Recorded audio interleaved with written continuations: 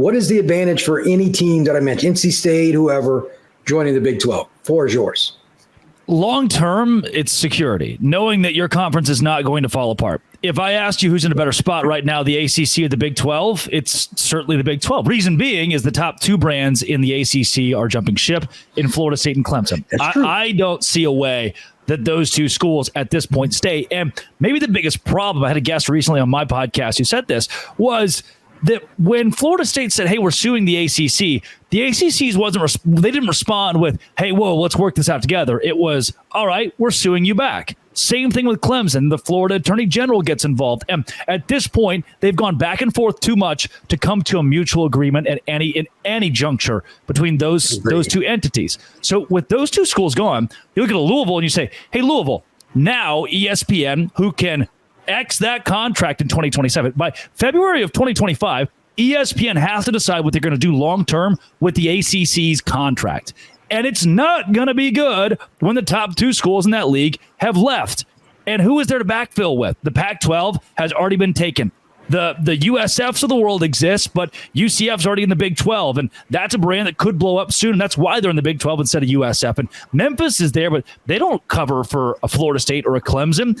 ESPN is going to drop that contract, and when they do, Louisville, who is in the top 25 in revenue nationally the last 2 decades, is going to look around and say, hey, when we suck at basketball, we're still damn good at the money part of basketball.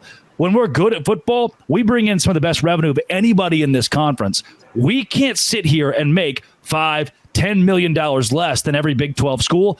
We're gonna go join those guys and understand we have security in money and security in existence of conference. And for Virginia Tech, for Miami, it's going to stay the same. If Miami's not picked up by the Big 10, and they certainly won't be by the SEC, they're going to effectively fall to the Big 12. And that doesn't, at this point where we sit in college football as of 2024, Utah and Miami aren't that far off from each other. And if they played on the gridiron tomorrow, it's a bloodbath.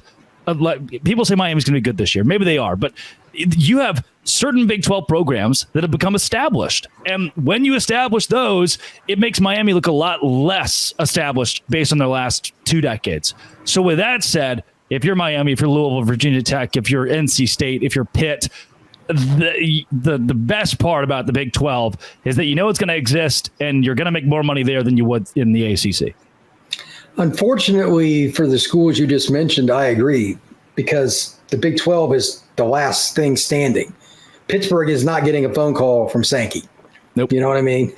So Miami will never get that phone call because the coaches would put pitchforks up and go to his house because they don't want Miami to have the SEC logo and recruit Miami.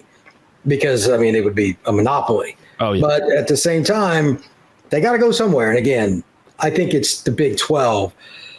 I don't know how much money difference there is, and that's still the problem. Yeah. You mentioned early on, inaccurately, that it's give or take like 20 million, 30 million, or whatever it is a year difference.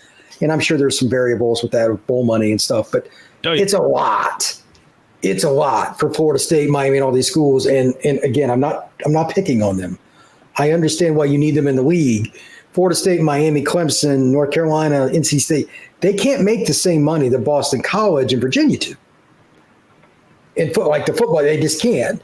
It's a different animal. Football is different than anything because it's so expensive to run, especially now that they're going to the 105 possible scholar. I don't even know how that's going to work yet. I think that's a disaster. I think the ACC is going to implode by 28. What say you? Is that – what do you – because 26, 27, somebody's, I'm assuming, going to get it. Maybe I'm wrong, but at least one of Florida State and Clemson, I don't know which one will break through, will we? What do you think?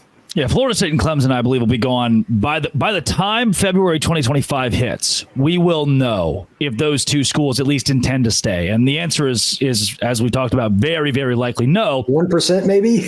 Right. At which point, Louisville learns that ESPN is going to either cancel its contract altogether past 2027 or reduce the contract to the point where it's no longer viable. That's the word I keep using, is viable.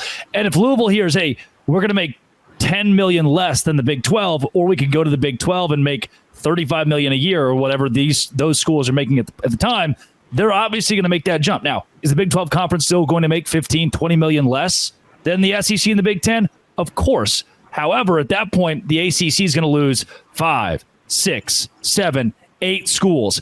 And their best chance is to stay at 8 or more to keep the conference alive, quote, alive.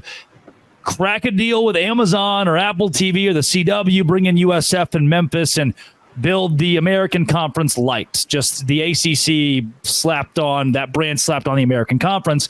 And that when Georgia Tech or Syracuse or Wake Forest are playing Memphis and USF, that's a conference that's not going to be around for very long. That's kind of what I see too. And schools like Virginia, I'm sure they have more basketball interest. They got a better chance.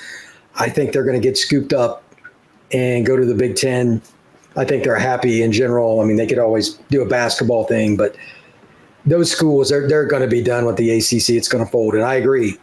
I hate them, but you're going to see some corporate sponsor maybe for a short term. There might be a year or two before they join the league. We could get some weird league for a year or two that these teams try to form. There's all kinds of possibilities. Yep. So, well, Jake, thank you very much for taking the time to join tonight. I truly appreciate.